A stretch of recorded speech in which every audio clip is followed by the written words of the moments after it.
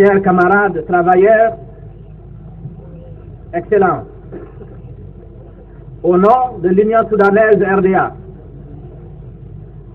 j'adresse nos félicitations les plus chaleureuses aux camarades travailleurs pour le magnifique défilé qu'ils viennent d'exécuter et qui nous a fait passer de si agréables heures. Cette démonstration, qui est assez indicative de l'importance du syndicalisme en République du Mali et aussi de la grande unité des travailleurs, est pour nous pleine d'espoir dans les perspectives qui s'offrent à notre parti pour la construction du socialisme.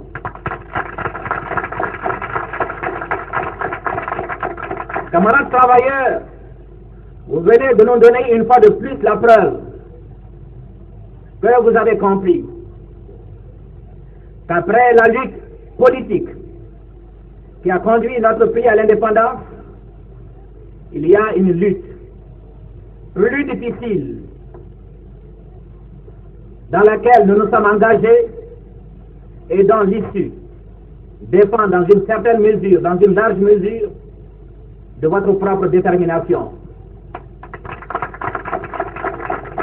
C'est vous dire aussi que le succès de l'option de l'Union soudanaise RDA dépend de vous, parce que le défilé a démontré tout à l'heure que vous tenez entre vos mains les secteurs les plus importants de la vie de la République.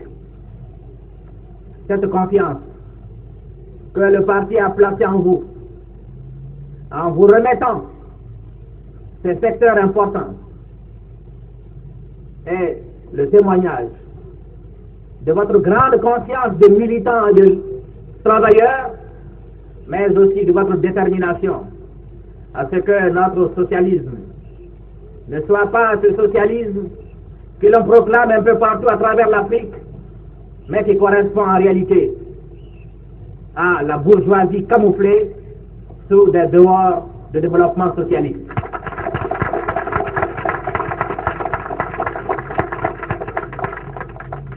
Vous avez donné également la preuve, camarades, que quand il s'agit de l'honneur, de la dignité de la République du Mali, et quand il s'agit d'affirmer votre solidarité à l'égard des couches les plus défavorisées, vous allez prendre vos responsabilités, toutes vos responsabilités. Je ne citerai que pour preuve la taxe civique à laquelle courageusement vous-même vous avez accepté de vous imposer, la taxe de solidarité en faveur de nos frères refoulés du Sénégal, et aussi toutes les restrictions que le parti a estimé devoir vous imposer et que d'ailleurs vous avez accepté quelquefois demander pour que les charges des couches les plus défavorisées puissent être allégées.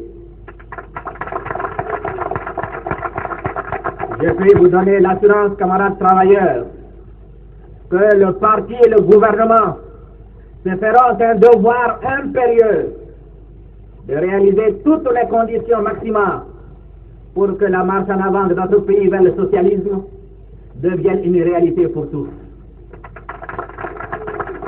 Mais pour cela, il faut que vous réalisiez davantage, que vous constituez plus que jamais l'avant-garde de l'action et du parti et du gouvernement.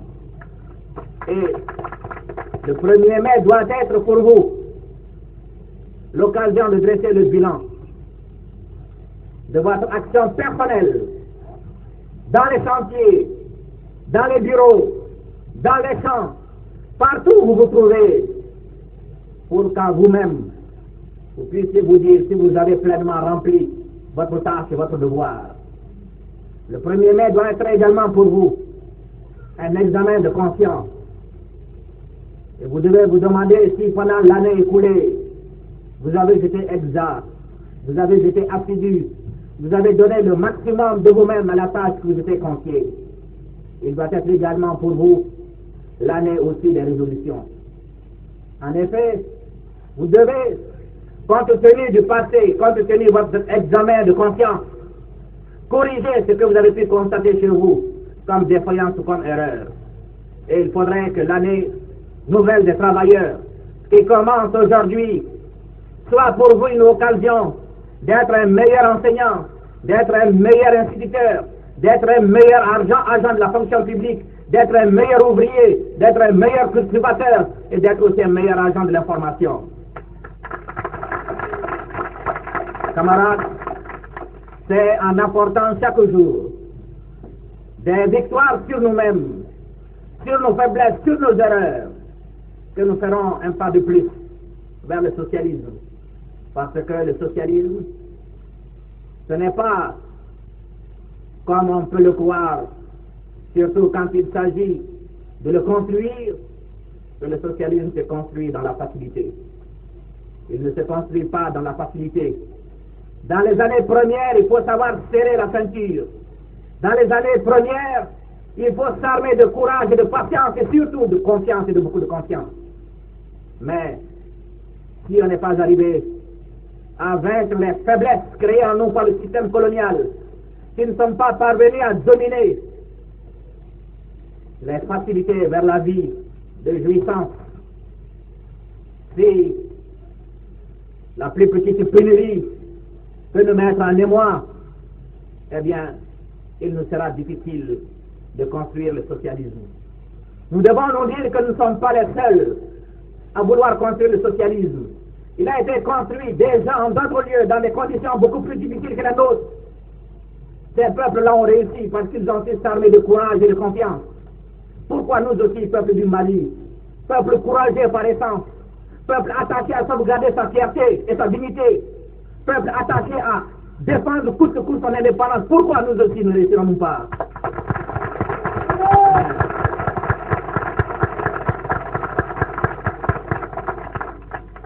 Je dis que nous réussirons. Nous réussirons parce que si l'on suit l'évolution de la République du Mali, eh bien, nous avons été quelquefois confrontés avec des difficultés que nos adversaires ou alors des devins qui n'ont pas jusqu'ici donné la preuve de la justesse de la prévision, des difficultés qui auraient fait sombrer notre peuple. On avait pensé que nous serions humiliés, que nous serions dans la catastrophe, que nous nous mettrions à genoux pour solliciter telle ou telle aide. Nous avons su serrer notre ceinture. Nous avons dû nous donner la main, et nos camarades dans tous les domaines, et même ceux pour lesquels ils ne s'étaient pas suffisamment préparés, ont dû prendre leurs responsabilités, toutes les responsabilités. Et alors, camarades, c'est pourquoi je dis qu'il n'y a pas de raison que nous ne gagnions pas la bataille de l'indépendance économique, et que aussi nous ne gagnions pas la bataille de la construction socialiste. Nous gagnerons, parce que nous sommes avec vous, camarades travailleurs, et vous venez de donner la démonstration la plus éclatante pour ceux encore chez lesquels peuvent subsister de moindres doutes, que vous êtes décidés plus que jamais à aller de l'avant pour que le socialisme malien devienne une réalité pour toutes les couches de la République du Mali.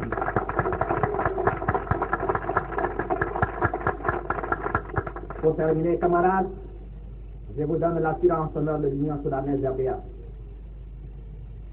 qu'aucune difficulté ne nous fera reculer. Je l'ai dit et redit, et je le répète encore une fois, s'il y a encore parmi nous ou parmi nos collaborateurs d'autres nationalités qui peuvent croire que telle ou telle difficulté semée sur notre voie va nous amener à reculer, ils se font des illusions. Il y a des soldats qui ne savent pas reculer. Il y a des soldats qui préfèrent mourir sur le champ de bataille plutôt que de reculer.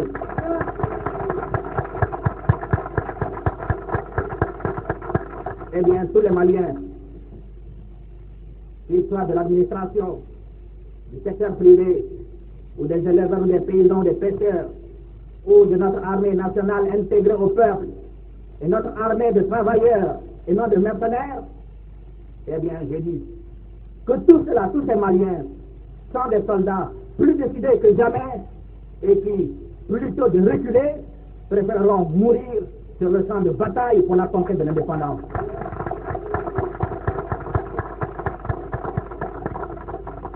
Nous avons voté des résolutions. Et vous, comme travailleurs, vous êtes en train de réorganiser vos syndicats. Plus le 1er mai de l'année 1964 nous permettent de dresser un bilan encore plus positif que celui de 1962.